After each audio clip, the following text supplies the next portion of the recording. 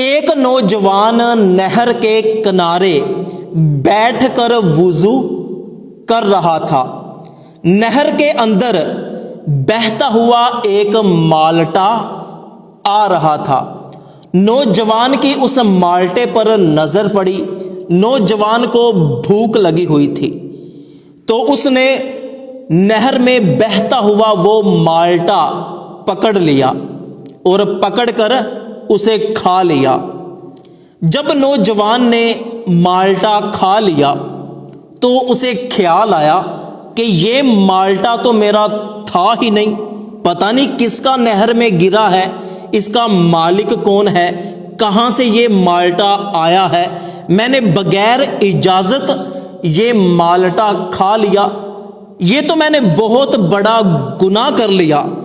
شاید اس کا مالک مالٹے کو تلاش کر رہا ہو تو مجھے اس مالٹے کے مالک کو تلاش کرنا چاہیے اور اس سے معافی مانگنی چاہیے، یا اس مالٹے کے اس کو پیسے دینے چاہیے۔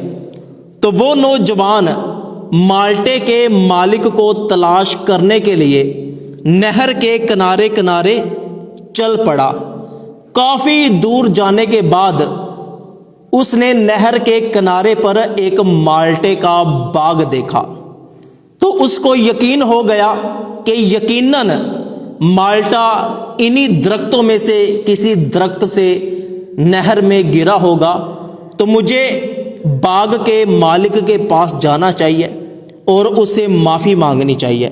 تو وہ نوجوان باغ کے مالک کے پاس گیا، جا کر سلام کیا اور کہنے لگا کہ کیا آپ اس باغ کے مالک ہو؟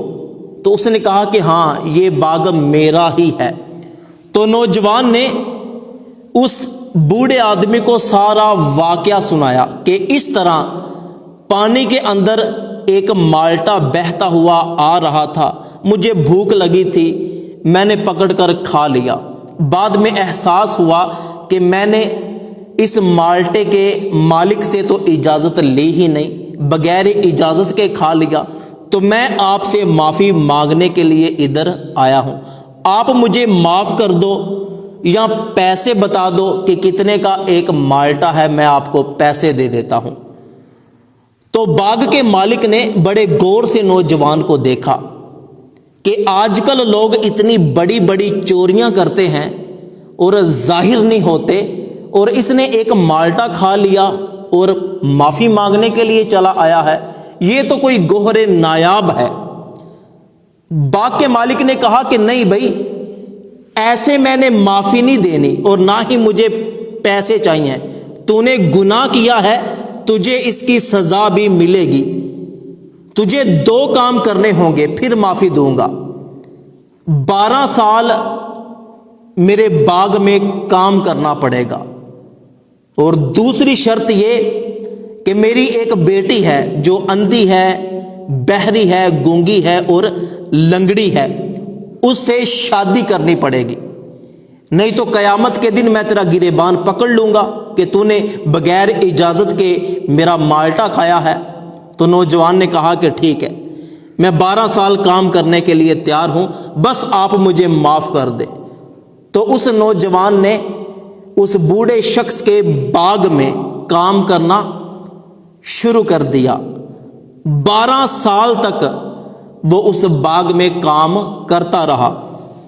ایک دن باغ کے مالک کے کچھ دوست آ گئے تو باغ کے مالک نے ان سے سلام کیا، ان کو بٹھایا اور کہا کہ آپ یہاں بیٹھو، میں اپنے باغ کے آپ کو میٹھے میٹھے مالٹے کھلاتا ہوں۔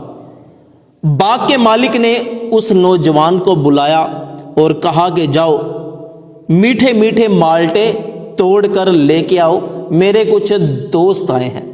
تو وہ نوجوان چلا گیا اور جلدی ہی مالٹے توڑ کر لے آیا۔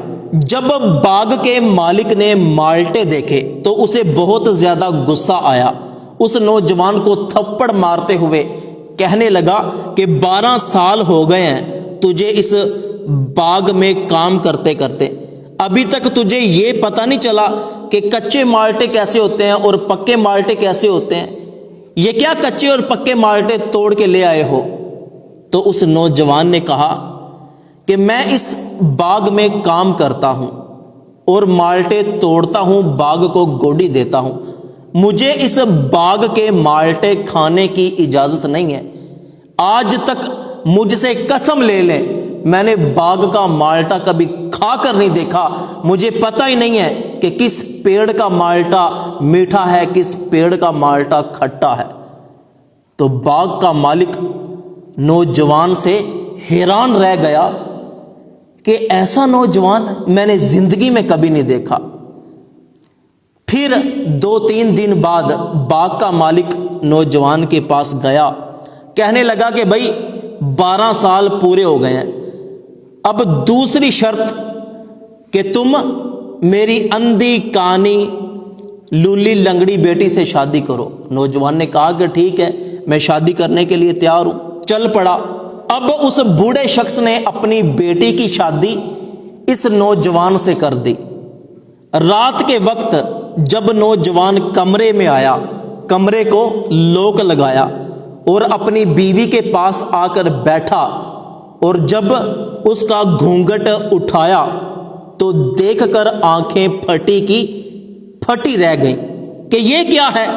فوراً اس کمرے سے باہر نکل گیا اور سیدھا اس لڑکی کے باپ کے پاس گیا، جا کر کہنے لگا کہ شاید آپ نے غلطی سے میرا نکاح کسی دوسری لڑکی سے کر دیا ہے۔ آپ نے کہا تھا کہ آپ کی بیٹی اندھی ہے، گونگی ہے، بہری ہے، پیروں سے معذور ہے، لیکن جو لڑکی میرے کمرے میں بیٹھی ہوئی ہے یہ تو خوبصورت ہے، صحیح سلامت ہے۔ تو اس بزرگ نے کہا کہ بیٹا میں بتاؤں کہ میری لڑکی اندھی کیسے ہے؟ اس لیے کہ کبھی اس نے غیر محرم کو دیکھا نہیں ہے۔ وہ گونگی اس لیے ہے کہ کبھی غیر محرم سے اس نے بات نہیں کی، اور بہری اس لیے ہے کہ کبھی غیر محرم کی آواز سنی نہیں ہے، اور پیروں سے معذور اس لیے ہے کہ کبھی باپ کی دہلیز سے چل کر باہر نہیں گئی۔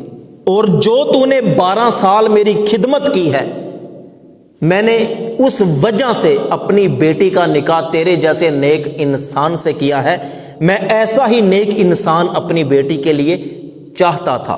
تو دوستو، نیکی کا بدلہ نیکی ہے، اور جب والدین اس طرح کے نیک ہو تو یقیناً پھر اولاد بھی نیک پیدا ہوتی ہے، اور شیخ عبد القادر جیلانی جیسی اولاد بنتی ہے۔